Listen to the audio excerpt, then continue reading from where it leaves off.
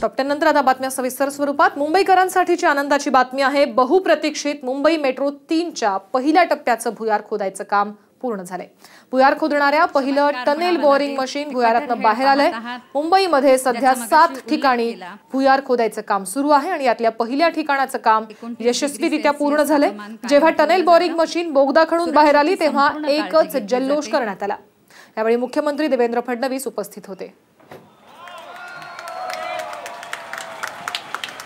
अभियांत्रिकी क्षेत्रातला एक चमत्कार म्हणावा लागेल। हे कटर हेड पाहत आहात, ज्याचा मगाशी उल्लेख केला। कुठल्याही भागातनं कुठल्याही भागामध्ये 1 तासाच्या आत एंड टू एंड ट्रॅव्हल करता आलं पाहिजे। यामध्ये या मेट्रोचा एक अत्यंत महत्त्वपूर्ण वाटा असणार आहे। खऱ्या अर्थानं अंडरग्राउंड मेट्रोचं काम अनेक अडचणीतनं या ठिकाणी बाहेर पडलं। अडचणीमध्ये त्या ठिकाणी मार्ग काढला आणि हे काम आज खूप वेगानं पुढे चाललंय।